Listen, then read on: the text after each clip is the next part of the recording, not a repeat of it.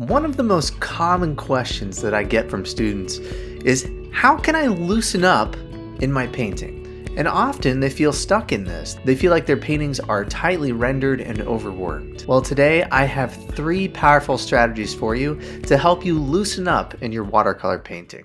What does it mean to paint loose?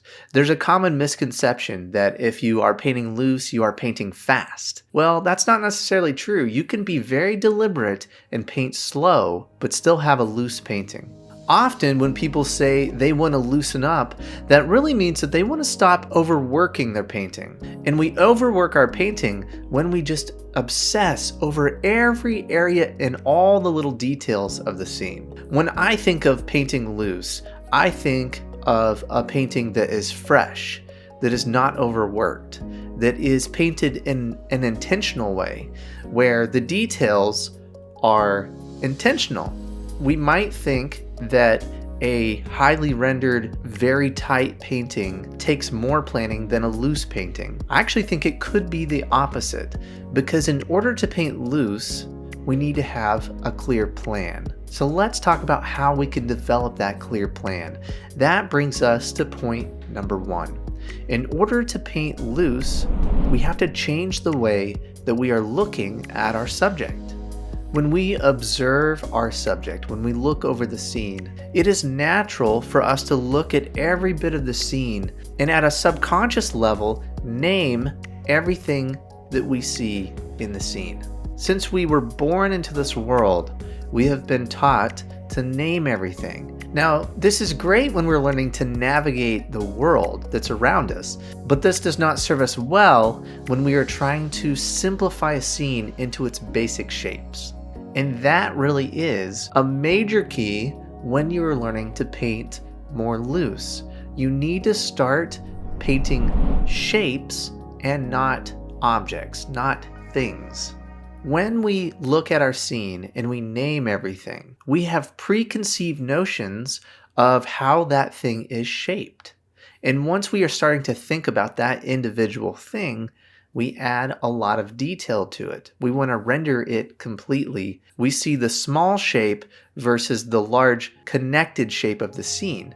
And that is the goal. That is the key to simplifying, to keeping your painting fresh and loose, is to learn to see that large shape of the scene. When we see shapes rather than objects, we can paint them as they really are rather than how we think they should be, because we have preconceived notions of what something should look like.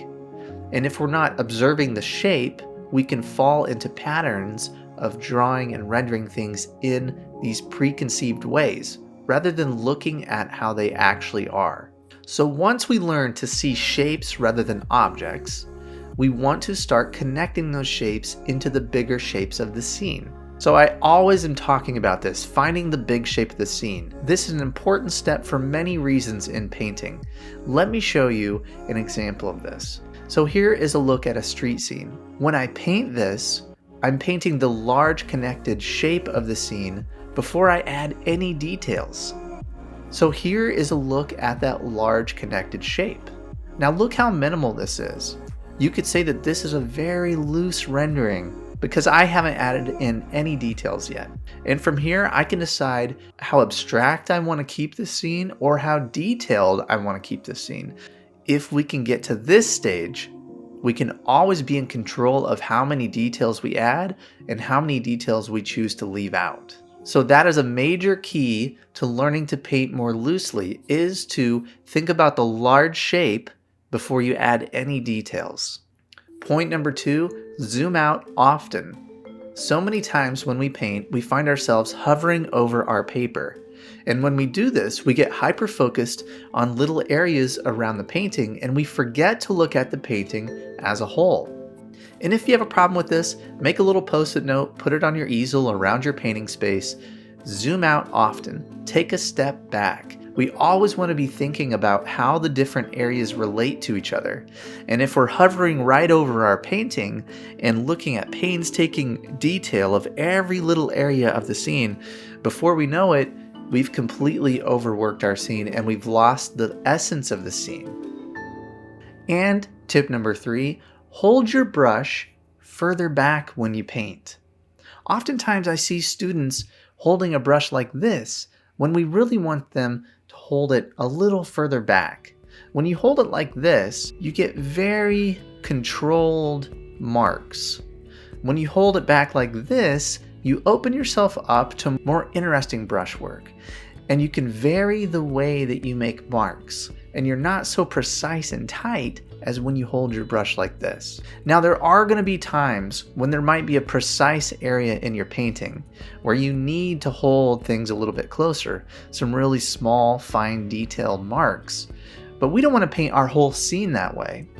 So on this painting here, I had precise bits of light and shadow that were very important to me in rendering this figure. So of course, during this part, I might hold my brush a little bit closer because I don't want to go over some very important key areas of light in this painting. But when I'm painting other areas in the scene, I want to hold my brush further back.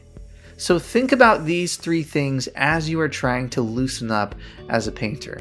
Paint shapes over objects and add your details in after you've painted the large shape of your scene. Zoom out often. Take a step back, assess, don't get hyper-focused on one little area of your painting. Always look and see how it's relating to everything else.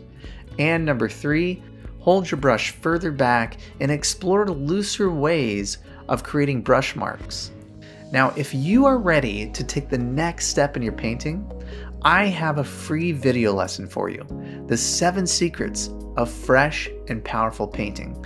In this video lesson, I show you how to plan out your painting, how to mindfully paint your scene, and how to put your brush down before you overwork your painting, much like what we're talking about today. Now, after you sign up for this free lesson, I send you 2 things. The first is a pre-painting checklist, and you can use this checklist before every painting to ensure that you are on the right track and thinking through the right things. The next thing I send you is my watercolor supplies guide. If you have questions about paper, about pigments, about any of the supplies that I use, I answer all those questions in my watercolor supplies guide. If you're ready to take your next big step as a painter, all you have to do is click on this link here and watch my free lesson, The 7 Secrets of Fresh and Powerful Painting. I'll see you there.